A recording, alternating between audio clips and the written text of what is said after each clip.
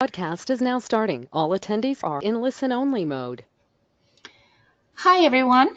Thank you for joining us for another webinar. Today, we will be talking about the automated breakline extraction using the template tools. So we'll talk about best practices and all the information about the recent updates that we've done to this tool. So we're going to go ahead and talk about so I'm Jennifer. This is Jennifer Triana. I'm the software processing manager for TopoDOT. Here with me, I have Mike Cook, our senior applications engineer, doing all the heavy lifting. And we also have Ryan Knack, our applications engineer, and Maury Ternius, our senior developer, answering questions in the background. So if you have any question, please type it in the chat area. We will be answering questions as we go. So we'll do a quick presentation with the demonstration, and then we'll round it up with a summary and any additional questions at the end. So let's get started.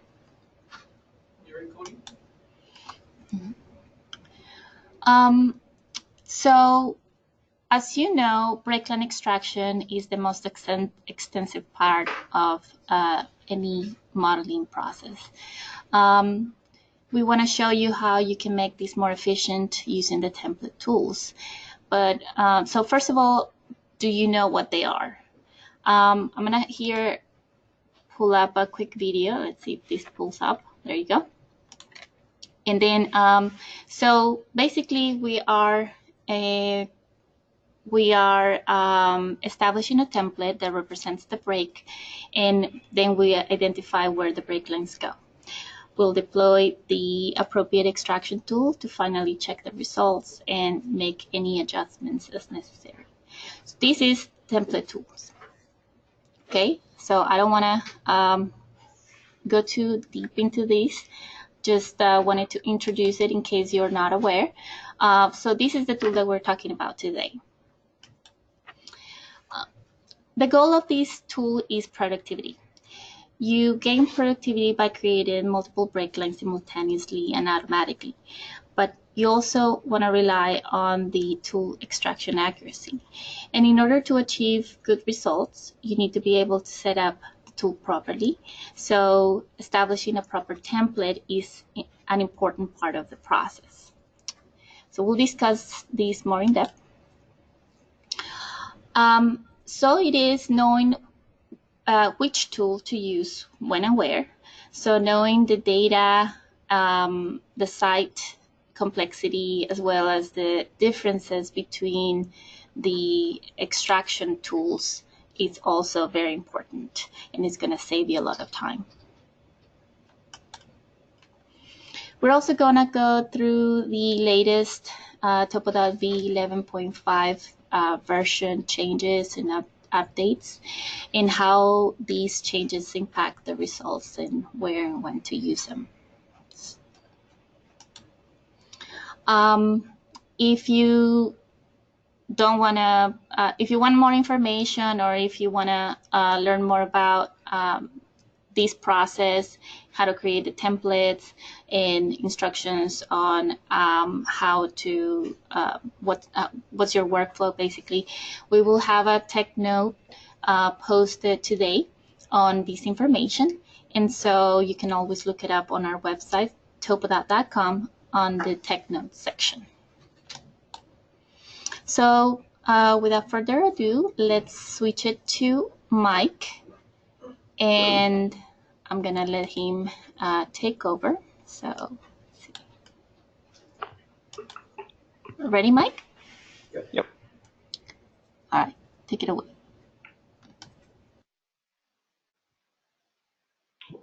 All right. So we all see my screen by now. My name is Mike, and I've been TopoDOT for some time. And what I'm going to do is basically take you through a couple of examples. First, I'm going to start off with some easy things, and I'm going to progressively get more complicated. So we're going to go from barrier guardrail to something that involves curbs. We're going to eventually talk about dealing with curbs and smart cells. But actually, before I get started, I kind of wanted to experiment a little bit with some polling. And it looks like we have some decent numbers here to start with some questions, but I'm just going to launch a poll real quick. So you might have something pop up on your screen in about a second. And it's basically, have you ever used the template tools before? Nice. Okay, we're getting some feedback here. So I got some people paying attention. And I just want to kind of get a gauge on how many of us in here are familiar with the tool or not familiar. So it looks like it's kind of stopping. So I'm going to go ahead and close that one. And I'll go ahead and share it.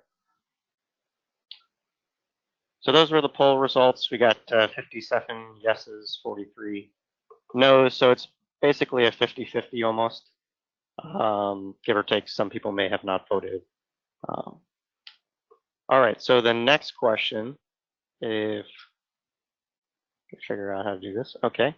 For those of you who are familiar with the tool, are you currently using the templates? And again, if you're unsure, there's an unsure button in there.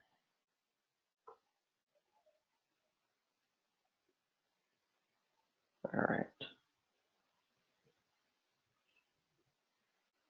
Starting to starting to level out now. So I think we're gonna. I probably should have added a question on here too to ask if you would even like the polling and if it provides feedback for you and all that. But I kind of wanted to use it for gauging you guys because I can't hear anybody right now. All right, so I'm gonna go ahead and close this one. It looks like it's kind of converging on slowing down here, and I'll go ahead and share those.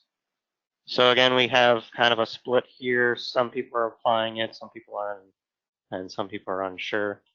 But we're gonna see if we can obviously get the people who are no's and unsures up to speed with what the tool does, and then maybe with the yeses, I can help improve just the overall usage of this tool to help kind of speed up productivity and just give you some confidence moving forward with the tool. All right, so let me hide this one and then maybe I should speed up because, okay, no, I'm doing good on time. One more question is, if you are using it, again, if you're not using it, don't worry about answering, but, check all that applies. What are you finding difficult if you're using these tools? And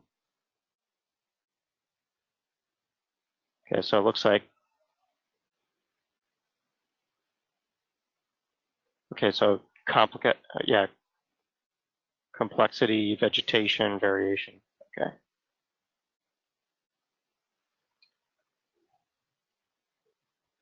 So pretty much all of the above. The biggest one is probably just building templates themselves. It could be a little strange, but we'll have the ability to check these things. So I'll show you how to do that. All right, so we're slowing down here. Let's go ahead and close that, and I'll share the results. So we're looking at, some people aren't sure on how to even build these things, or even just, we have a small percentage of people applying them correctly or just not sure how to apply them in certain scenarios, whether to use like by direction or by path. We're going to go through all the tools today. So, and then keeping templates consistent across users. Yeah, you'll have a couple of people with their ideas on how to build things, or maybe they're building cell libraries and it's getting lost somewhere. But ideally, you can kind of keep these cells in maybe like the TopoDOT folder on the C drive. But they would be cells maybe you'd have a cell library with like your name behind it so you know who built it, or maybe what case you can use it for.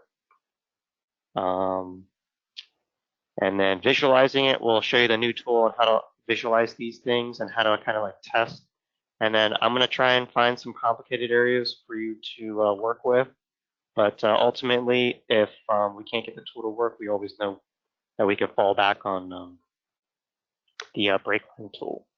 But the idea with these tools is we're trying to do a lot of legwork up front, get all the easy bits, and then kind of tie in with the complicated regions. And I'll kind of mix that up.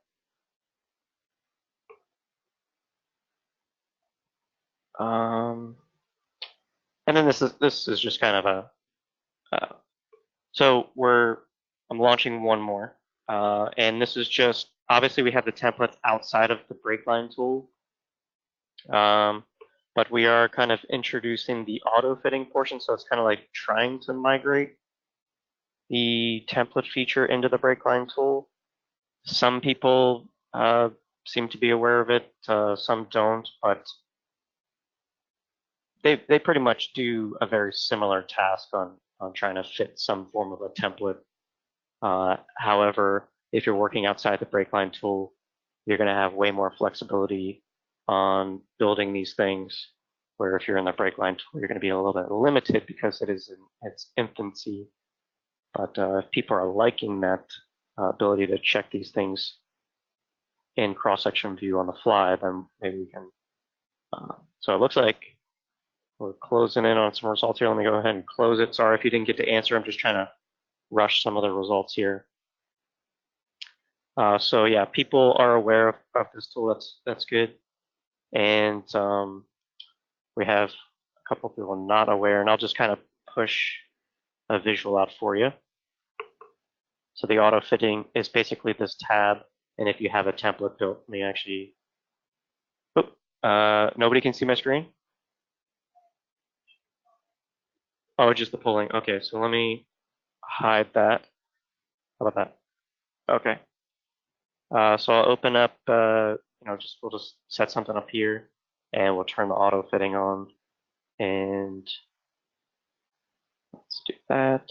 So this is basically the auto fitting. So this would be like the template, but of course we have templates outside of it, and we have this template feature inside of it, which you can be limited to your template mode.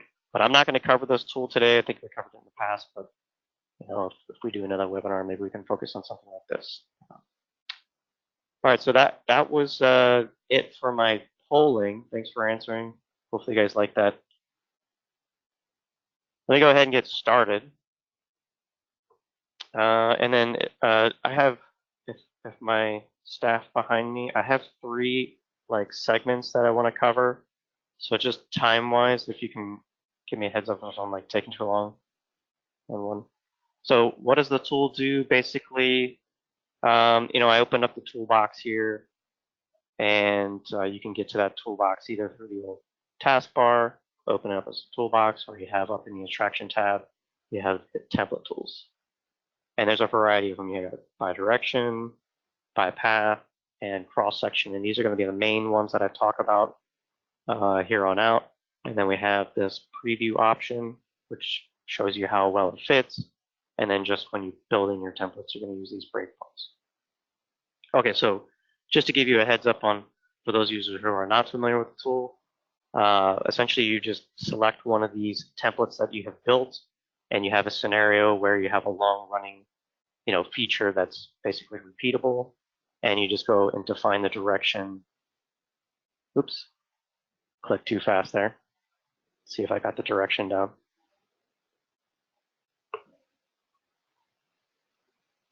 So it's close enough, but you can see that it drops 2 break lines, and the idea is it runs down in the direction that you give it every 5 units. It's looking at a search window. You could flip the template around and work on the other side if you want, so you can actually see the red and the green bar, and then you just kind of give it a direction and it goes. So this is the by direction option, and for the majority of this case, I'm going to stick with this tool and kind of explain it. Notice how I wasn't concerned with where it was stopping or starting. well, where we're starting, but not necessarily stopping. We got those 4 resulting break lines from my template running it twice.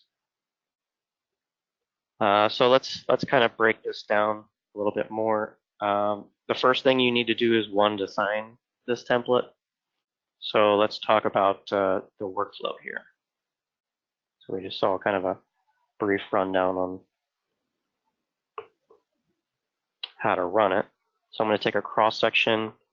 This is just some flat line. You can take a horizontal, or you could take a cross section by points if you want to, just a perpendicular cross section. And the idea is you want a nice, thin slice. Maybe the slice thickness is going to be matching your sample size and things like that. So the idea is we want to trace our profile out. You could use lines. You could use shapes. I'll kind of emphasize the shape portion. It has to be a shape if you use these little envelope pieces, or let's call them like buffer zones or something like that.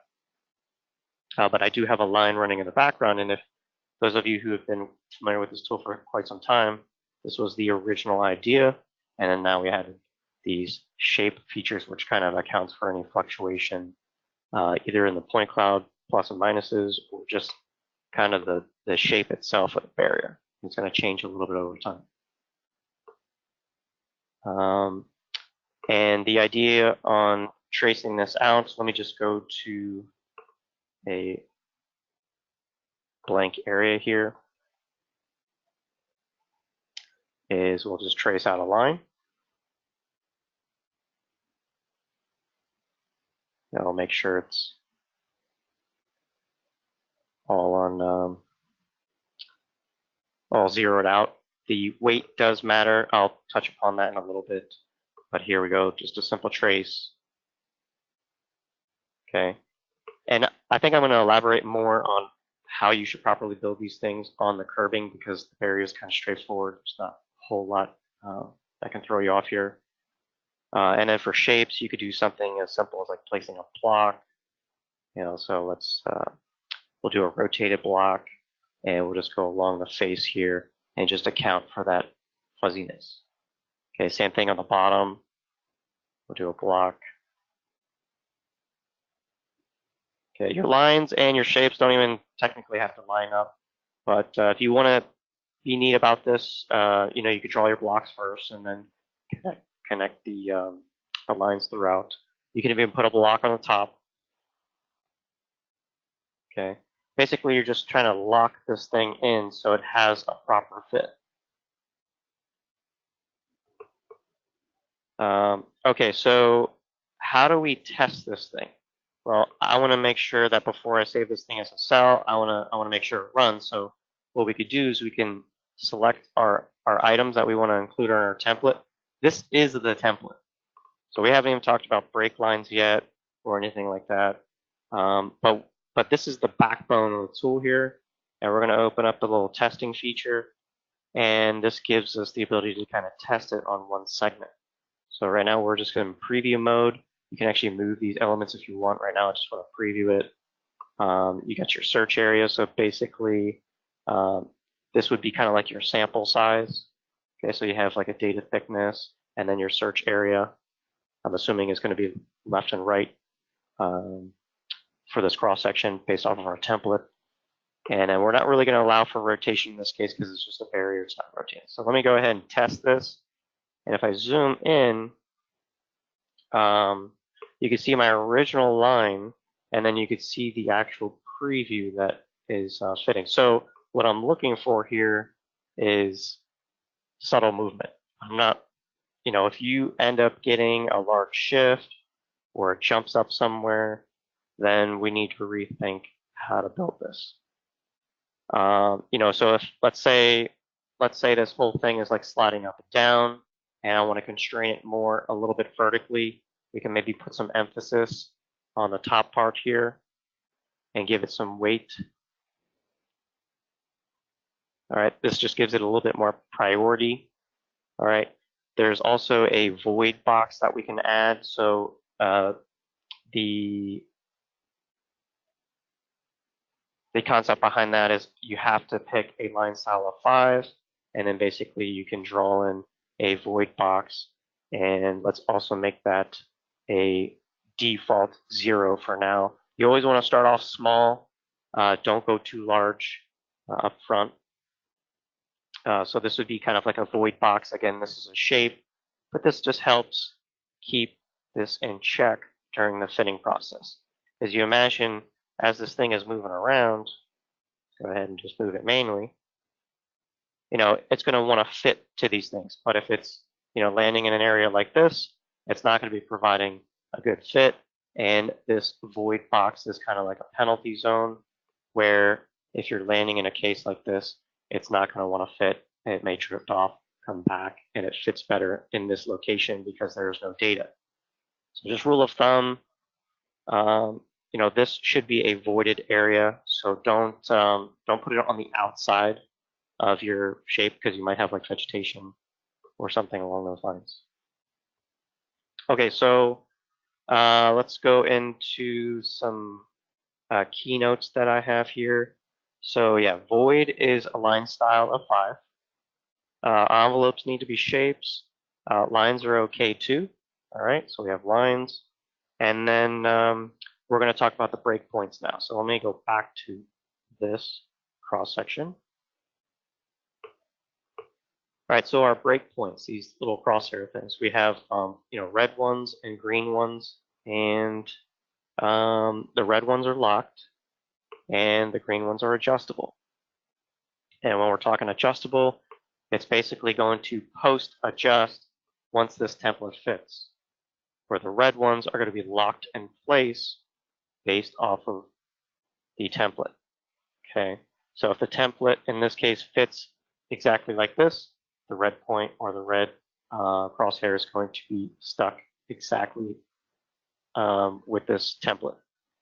However, with the green point, it will be horizontally locked with the template, but it can vertically adjust afterwards based off of the draping routine that we give it. So let's take a look at how to apply these.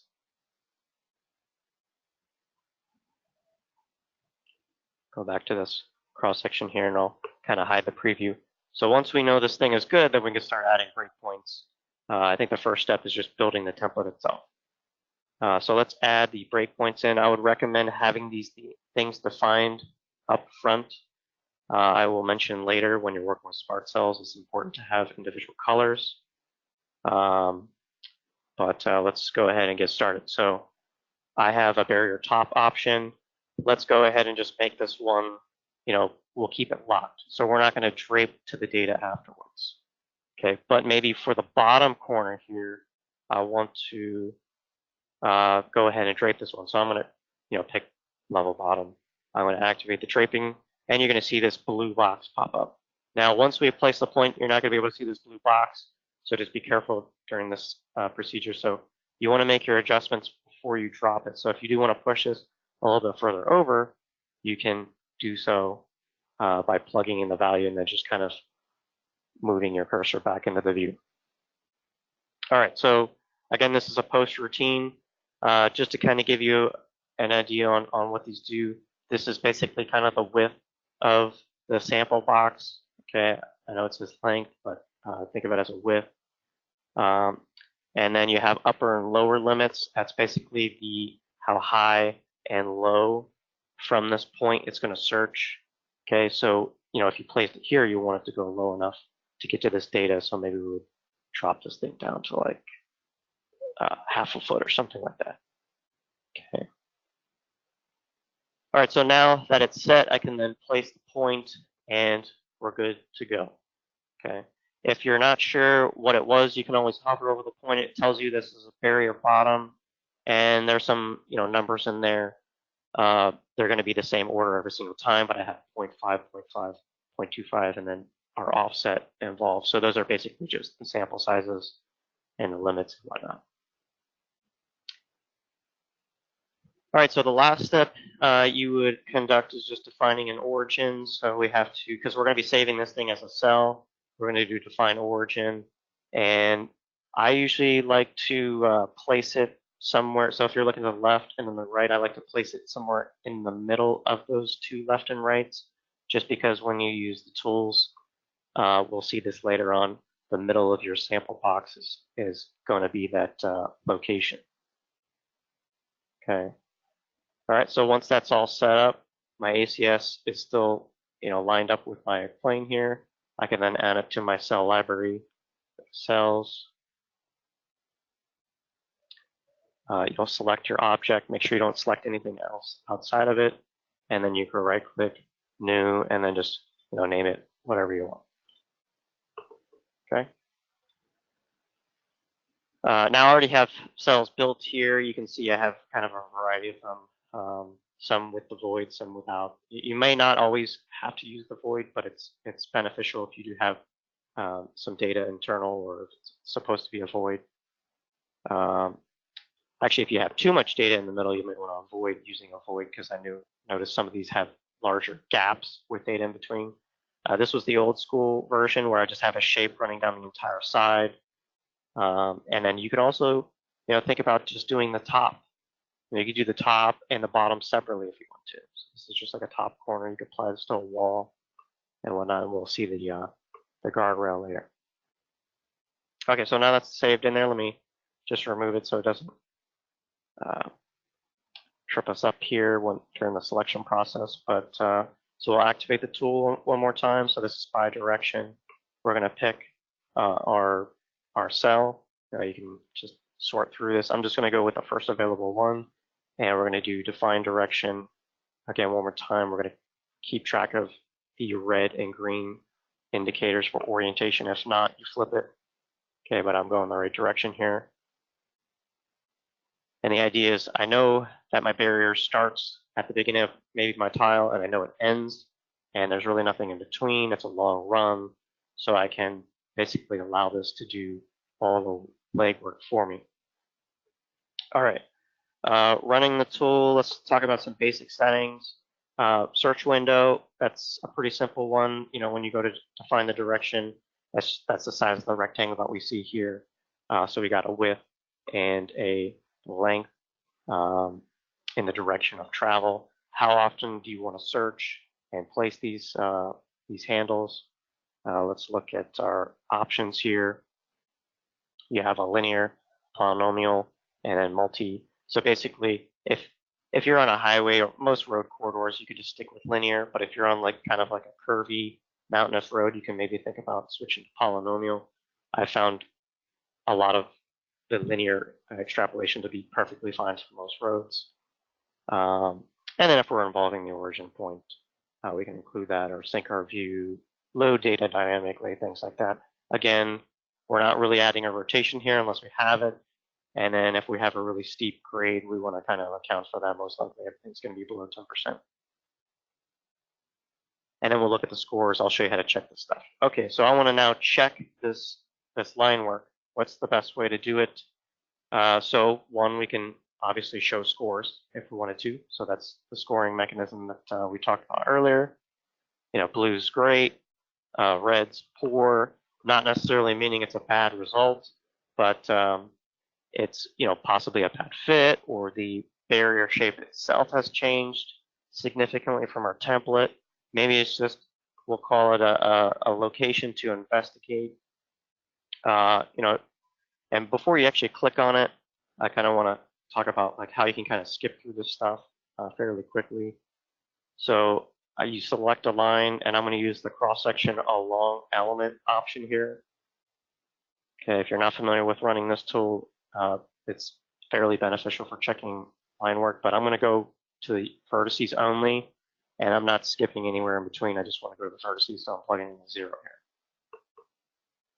Okay, you click next, and it basically takes you right to that handle. And if you've clicked this once at least, then you can just start hitting enter, and then just kind of rip through each handle individually to kind of check this. If you wanted to check 2 points or 2 lines at the same time, you'll just do like a selection set here. So you select this line first, and then you hold control and select this one. You'll still get those handles. And then again, you just kind of rip through. And we'll zoom out a little bit to kind of see both the bottom and the top here. You can do them at the same time. So if I come in here and do show scores and just, as long as I've continued on with this tool, I could just continue to jump around. Now I might not see the handles, but I can see at least the ACS, and I got a red point. I can see my line up here. I'm not overly concerned. It's just the shape has slightly changed. All right, so that's how you can quickly kind of go through and check the results. I'll show you later on how we can kind of move some stuff around if you see like an error or flag it or something like that. But let's move on to the guardrail real quick, just to kind of give you an idea of applying a different template in a different scenario. So actually, let me find it first. All right, so let's take a cross section here, and all right, so there's my template that I built. It may be a little difficult to see the points here. Let me bump them up. All right, so I just focused on what is going to be the most present part of this guardrail. So I chose the top here and this little kink in the side. And again, as long as you just have shapes, they could be separate shapes, multiple shapes, and then lines that don't actually have to be connected. Just the emphasis is the shape portion, because I see a lot of people drawing lines and they don't close them, or they modify them later on and it doesn't end up being a shape. If you have to convert things to a shape, just create complex shape. And you can do it manually, simplified geometry to keep things simple. All right, so that's another idea. I just have a point at the top here, and I'll go to the beginning of our line, choose our guardrail, define our direction. And in this case, I'd probably drop down the sample width to kind of keep it on track, and we'll get a direction. Select my line, open up that cross-section tool, and then I can kind of skip through and hit enter. Now, if you're doing multiple lines, let's say I want to go back to the barrier and I want to use this tool, if I were to select it and hit the arrow, it's just going to keep going back to whatever it had previously set. So just know that with this line selected, refresh the tool, and you'll then be able to jump on to that new line. All right, I think I'm done with this segment. Let's carry on to the curbing portion, because I just realized that I only have 30 minutes with you guys, and this one's probably going to take up all of our time.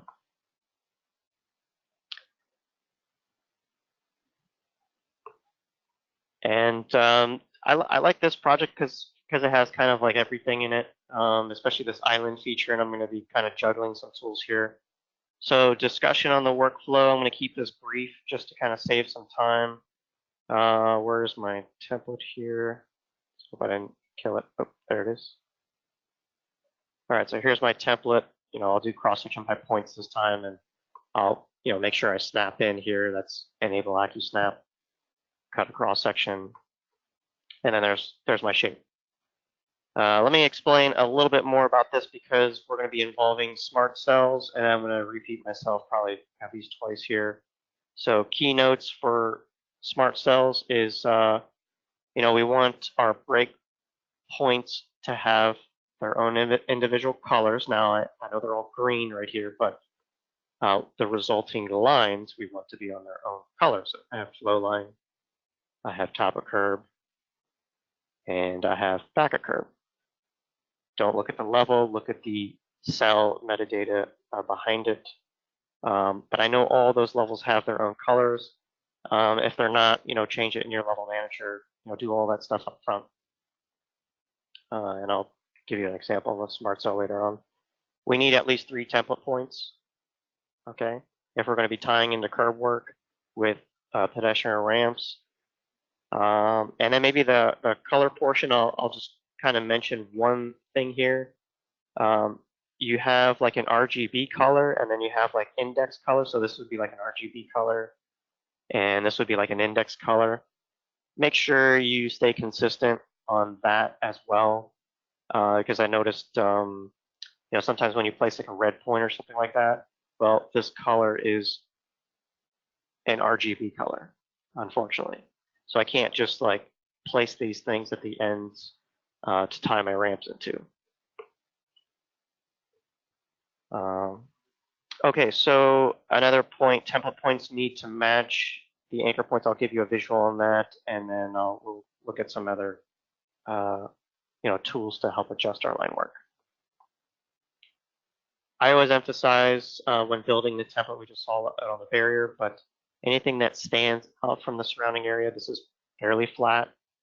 This is flat as well, so I don't want to incorporate too much flatness in my cell. So I have this little curved bit here, and then the main go-to face is this piece, and that's kind of a general rule of thumb. And then I've introduced the void here because it is going to help me out in a different area, which we'll see later. But let's go ahead and get started. So now I'm going to run the tools. Ooh, actually, before I jump ahead here. So during the building process, if you want a specific offset and you want the top and back to go to the same location, you want the same elevations out of them, well, you can kind of, you can have this happen by just giving them the same offset. So I'm plugging in a quarter unit here, okay, and then we're going to go a quarter in this direction. All right, but you'll have kind of like an idea of what I'm talking about. So when we introduce the breakpoints, let's do an offset of a quarter, and we'll do like a tenth in this case. Oops. All right, so if I introduce a template point here, notice the sample is going to fall in the same spot if I decide to do the same for the top of curve. Okay, so we're just going to kind of manage that. Now, technically, these can be at, floating up here because they're going to redrape anyways, but just get them close, because if your if your depth is not, in this case it's very deep here, but if it's not, then it won't catch that data.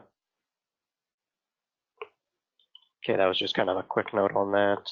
And I know this is a lot of information, but those are kind of like little crucial keynotes there. All right, let's look into now running the tool. So we're going to go around the island first. I'm going to juggle a few tools. A couple of other tools that I'm going to juggle is this fit arc, and we're going to do the corner tool. So let me open this toolbox up just to kind of have it available for us. And now I'm going to be talking about the bypath option and the cross-section or by cross-section. Notice how these aren't long-running straightaways. This is a really complicated scene. We got turns and pedestrian ramps, maybe drop inlets, an island. So this is a good example to go through. So I'll do cross-section by path. I'll pick my cell. And if you're doing, you can actually juggle back and forth. Sometimes you'll have edge of pavement, sometimes you won't. But you'll just have to keep track of that too. But let's say we pick our cell, and let's go ahead and increase our width here. Okay, so that looks good. And then I'll do a spline option because this is kind of curving up, and I'm not going to stop at vertices. I'll explain that in a little bit. All right, so let's define our path, and we'll just kind of go along here and just trace out our path here. It's going to go at a 5-unit interval, and I'm going to make sure to stop just short. I'm right-clicking to stop short. We don't want to try and get as close as we can. It's just better to get close and stay on the outside of our tangent, because we'll see later on that we're going to clean that up. And I'll define the path on this one.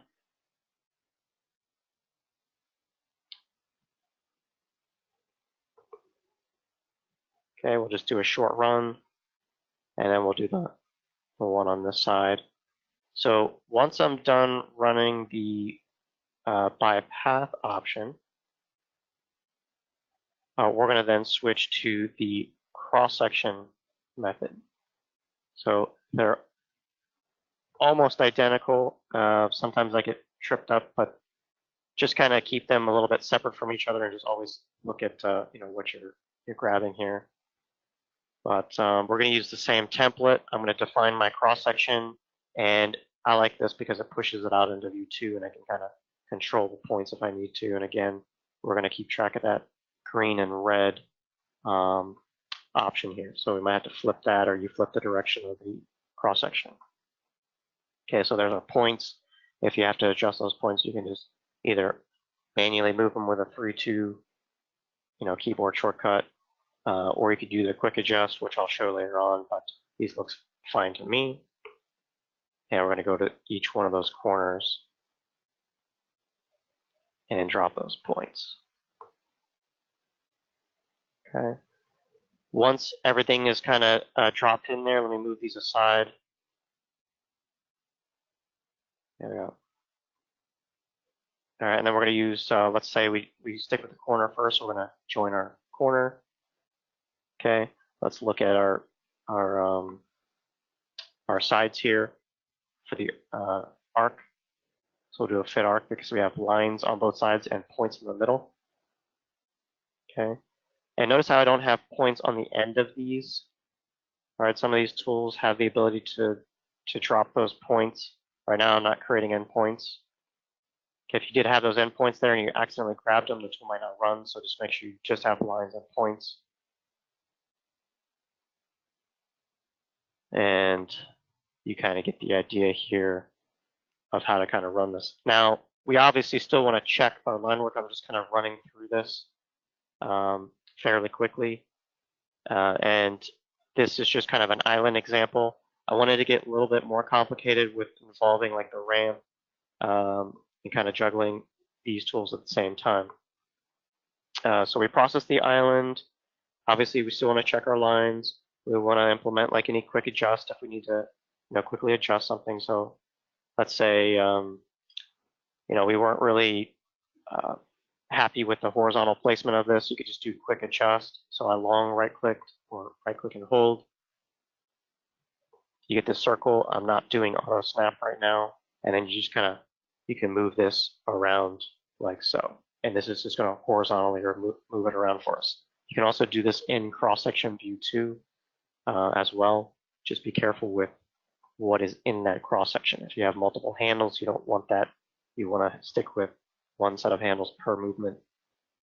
And then let's go ahead and move on to the next scene. So this is going to be a little bit more complicated. And I'll talk a little bit about the tool settings here, but I'm still going to use the bypath option. And we're going to go ahead and pick our cell. Let's see, stick with, we'll actually let's include the edge of pavement in this case. I'm going to go to a linear bit now because this isn't really curving. It's, kind of like straight bits. And if you have trouble kind of visualizing this, you can always kind of switch to like a colored contours, to help maybe the face of the curve kind of pop a little bit. It'll even kind of warn you if you have like a, something like a ramp going in here, because you'll have like a sharp contrast versus like a subtle one.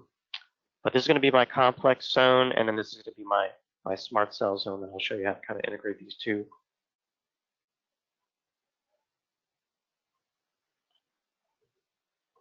All right, let's start at the beginning.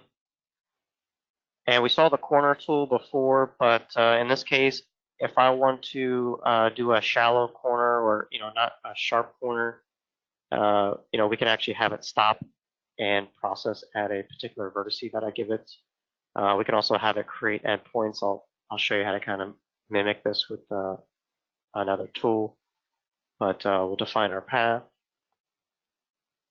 Again, make sure the orientation is correct. I'm just going to go from one turn to the next. Okay, so you can see the turn in here. In this case, I could either go with an arc in this case, or I could just do like a quick, 2 points to represent that turn. And then you also, I'm going to end it around this ramp. Now, There's a couple of ways to do this. You can fall short and tie those points in later on with the cross-section tool. Maybe I'll just mix it up that direction. I haven't fully decided, but we'll have it fall. We'll have it fall right there. Okay, and if I do want to adjust these back, or I want the ability to kind of like see these points in action, it might be better off to do the cross-section template at cross-section, especially if I can see in top view where I need to place those points. Let's come back to this in a second. All right, so there's our lines. Again, I would want to go through and quickly check these with our cross-section tool. So you dart through and make sure all those are correct. Okay, again, if you wanted to add in more of those handles there, you would do so. Now, this is just a generic template that I set up, and I'm mainly focusing on the middle portion of this top curb, and I'm maintaining the same offset for my top and back. Again, curbs are going to fluctuate a little bit here and there, but the idea is to try and have a kind of standard template to kind of run with and have it do the best fitting for us, even though, I mean, I can imagine moving over the flow line just a little bit over here, moving the back of curve just a little bit over here. It's going to be preference, and maybe someday we'll have a horizontal adjust, but for now it's just all vertical, and this is the idea. Okay. All right, so once that's checked, let me go into this ramp here.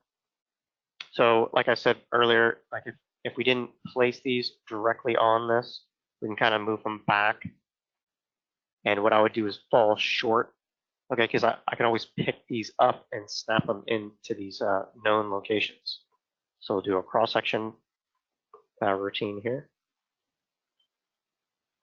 Okay, we'll include the edge of pavement here since I have an edge of pavement going on, and we'll define our cross-section. Make sure that's pointing the right way. And then that way I kind of get a cross-section view to go with this, and I can massage any points that need adjusting. Okay, so if I wanted to move these just a little bit, we can move them, a little bit further up. I can maybe be a little bit more picky about the back of curb and move that over. I can also kind of thin out my cross-section. Maybe I'm looking at too many points because this is kind of sloping down a little bit. So you'll notice that I'm going for the higher end of this because I know I am sloping down. So there's going to be a variety of ways to do this. Let's do the other side now, but I'm going to do it a little bit differently. So if we were to just use the by path option, you can enable this create points at endpoints option, which will drop those points for us. Let me pick the right cell here. Okay, so we'll just like process that little bit right there. And then you end up, in this case, flipping it. So we'll flip this one. Always keep track of the direction of our sample here. All right, but it does drop those points for us, which we'll see in a little bit how we tie in with the smart zone. So I have points on this side. Well, I can tuck these ones in. You could do the quick adjust, and this time around you could do the auto snap. Make sure you don't grab everything at once, especially when they're like close together like this. I'd probably run with like maybe a smaller setup here, something like this, and maybe work with just pairs at a time. But this auto snap is going to kind of connect them in like so. And all we're doing is we're just picking up that line or that handle and snapping it in. So you'll notice that all those handles have been adjusted. So if you see the lines at the ends kind of slightly kinked to the side, don't worry, you can always fix them with these points in the quick adjust. If you didn't have the points and you wanted to add those, use the quick points option, and you just simply click over. It looks like the auto adjust, but we're just clicking in and adding those points. Okay, notice the colors are going to be our index colors. All right, so now I'm basically ready to go. So we select our, in this case, 8 points. I want to make sure I'm selecting 8 points with the little indicator down here. And then we can use our Play Smart Cell so you can kind of see how this all ties in. Play Smart Cell, and then you'll get your visual here, and obviously we'll want the data at this point, but I have two options here, one with the edge of payment. We'll double click on that to place our cell, and because I've QA/QC these points and I placed them in and I know they're good, well, I know my cell is going to tie in exactly to those points, so I don't have to worry too much about those. And then I have all my other points as drag points, which you can see doesn't fit perfectly, but you can always massage them into place. And just kind of a quick preview on how that works. You can take these points and adjust them, and it basically pulls the line work with you. Now, we're not going to go too into depth on this, but I'm going to kind of move on from this and just explain a couple of key points. So I have an example over here before I even save the cell. When you're creating a smart cell, when you're creating a curb, call it curb template or template by extraction, these are our templates. Well, you have anchor points for the cells. We just want to make sure those colors match. And if I select both of these, we have our single color. I know it says by level, but that's pretty much what's I think active up here. But we don't want to see like a RGB blue and an index blue. And we also don't want to see like an orange and a blue situation. These all have to be kind of synced together.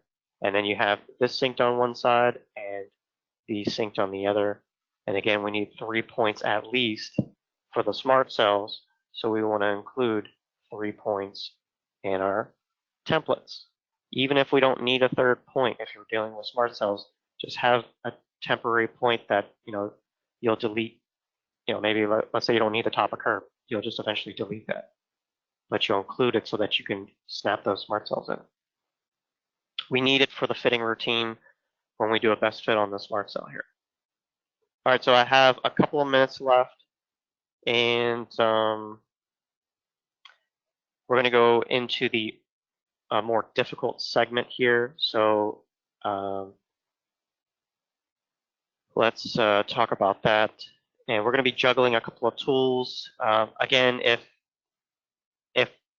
the majority of our work can be handled with these quicker tools, definitely take advantage of those. However, if you notice a situation where they're not running or you're having difficulty, either contact us or maybe rethink the template building process or just try to figure out what's going on. So I'm just going to kind of let it run. And there's a couple of things that are going to happen over here. I already know what's going to happen, but we're going to do by path here. And let's mix it up. Let's just do, let's do a spline. Maybe I approach this, not knowing that anything's going to happen. Well, I'll just define my path. We're going to go with a nice large sample because it's been working for us, here on out. And we're just going to give it a nice little sweep through here. Obviously, we don't have any hard turns to deal with, so I don't technically need that process at vertices. It's still going to run for us, and I obviously forgot to flip the template, so let me flip it around again. I would say maybe that's the first thing you look at when you do this stuff, but I'm trying to do a demo here and talk at the same time, so it's kind of hard sometimes. All right, so let's do that one more time. And then just kind of see what it does for us. All right, so by the way, I'm right-clicking at the end of all these, in case you're curious to know. All right, so it looks like it kind of worked. It fumbled around in this area. I'm not terribly surprised, but it seems like it worked over here okay. And maybe if you just have like 1 or 2, it might not be as obvious, but you'll be able to find out right away with ripping through on the cross-section tool that I was talking to you earlier. So some of them are looking good. Some of them are just kind of beat up. Now, I would say, if you start off at the beginning and you notice that a couple of these are, the majority of these are okay, what I, started doing is I started dropping like flag points. So maybe I'll call this one like flagged area, and I'll just kind of drop a point down there just to indicate that I have to come back to this, and I'm looking for another flag point. That so this area is looking pretty good. I want to go back to the last available location. Okay, so this is up right here. That's fine. I'm going to put a flag point right there. This is just kind of give you an idea of how to kind of visualize, what you need to fix. I have a flag point over here, and I have a flag point there, so I know I had to kind of work on this segment, and I can technically just delete these lines. Or if it's just one location, let's talk about that one location. Oops, let me bring the data back up here. If it's just one location, let's say it's this location, we just need to adjust them to the side. You'll do the quick adjust. If you're doing this in a cross-section view, I highly advise you to turn the auto snap off because you are going to be probably increasing your window size here, and you could potentially have handles in the foreground and background that are not as obvious. And then we'll just kind of move this over to fit for us there. And then if we wanted to drop these down, again, activate the tool one more time, and then just pull those down a little bit. Okay, so that's what you would do in a side view. The traditional method is dropping points, but if they're all broken and beat up like this, I would recommend just kind of breaking this up. So we'll just go ahead and break our lines at the flag points. And I'll break these ones actually here because I corrected these ones. And maybe I would switch over to something a little bit. So I would maybe leave this for later on to come back to. And then I'll go back to the by path option. And we'll select our cell that we want to work with. Maybe I won't work with such a large sample size. And maybe instead of going to a spline, I'll do linear.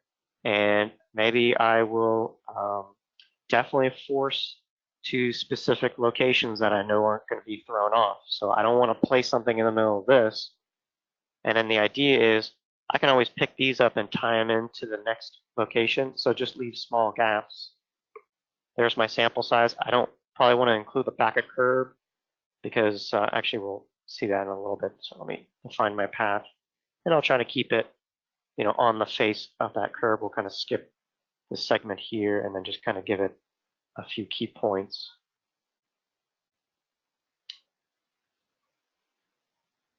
And I keep flipping it. Excuse me.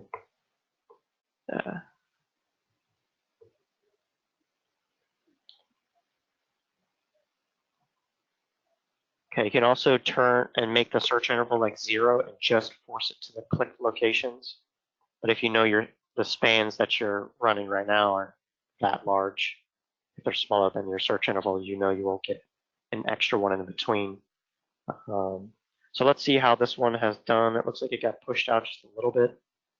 So let's see. So unfortunately, maybe I need to approach it a little bit differently.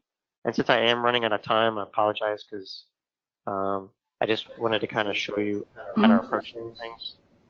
I think probably the template there is a little bit slightly different. And so, so maybe we need to use a different template. Yeah, it could be slightly different, but in this scene, this is a perfect example because we have a very faint amount of points on the front of this curb, where we have a lot on the back. It could be throwing it off, maybe the void's hitting it. There's a lot of things that could happen.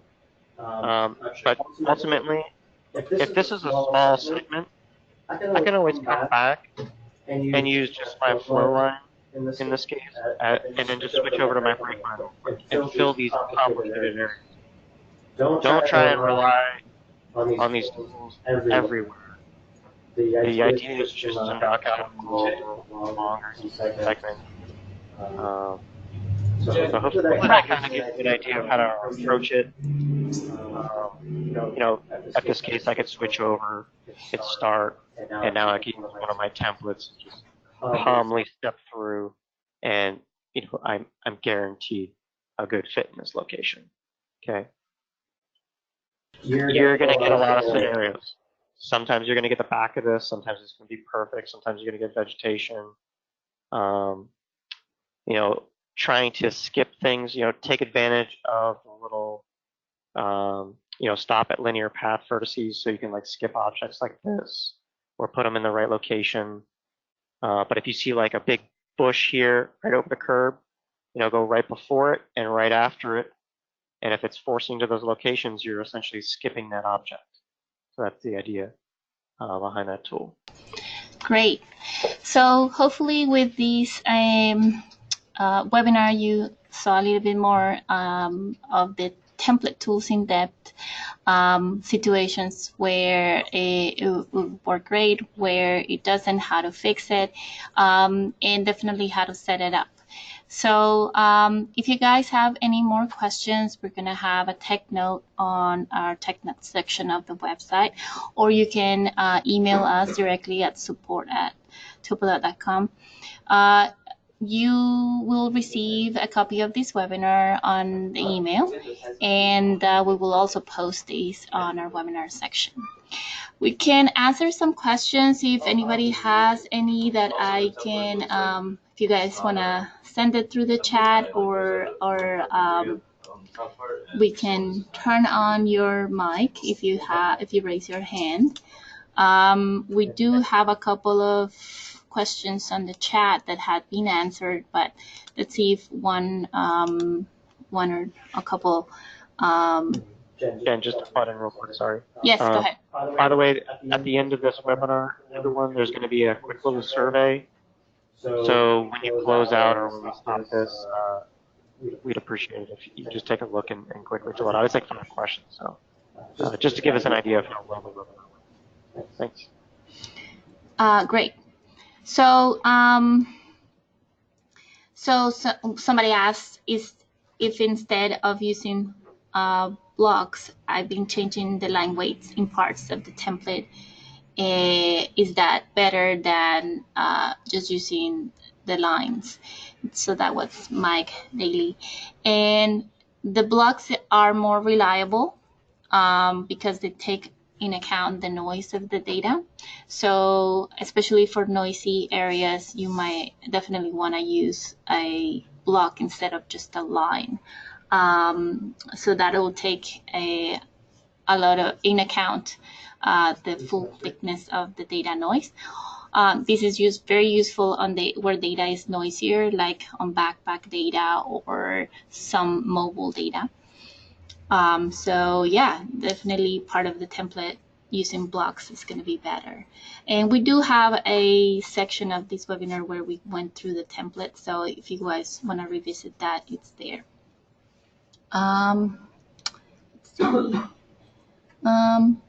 Everything is pretty much part of the workflow, so we don't have any other questions. Anybody wants to raise their hand? I'm kind of looking through our... okay, no.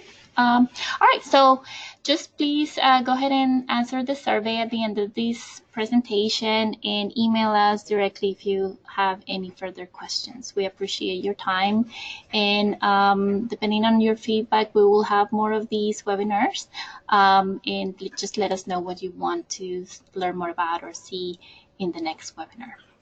Thank you for your time. Talk to you soon.